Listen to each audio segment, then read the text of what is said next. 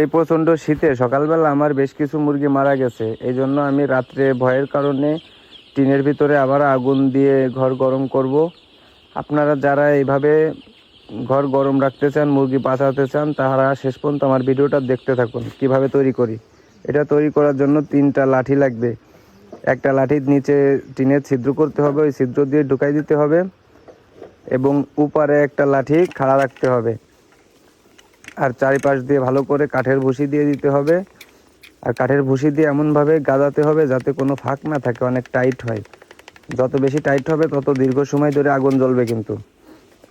আর এই সম্পূর্ণ প্রসেসটা তৈরি করতে আমার বেশি সময় লাগে নাই।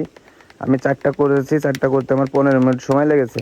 এভাবে অনেকক্ষণ গাদানোর পরে যখন দেখবেন ভরে গেছে, তখন এরপরে আর কিছু দিয়ে যাইতে আপনারা কি করবেন, পানি দিয়ে কিছু কাঠের ভুসি পানি দিয়ে কিছু ভিজিয়ে উপরে দিয়ে দেবেন, যাতে উপরে আগুন না জ্বলে। ঠিক আছে, শুধু ভিতরে আগুন জ্বলে। এটা বের করে ফেলতে হবে, উপরেরটা এবং নিচেরটা বের করতে হবে।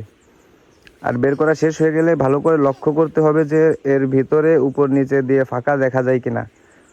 উপর নিচে ফাঁকা থাকবে, ঠিক আছে। এবং নিচে দিয়ে আগুন জ্বালাই দিতে হবে ডিজেল বা কেরোসিন তেল দিয়ে।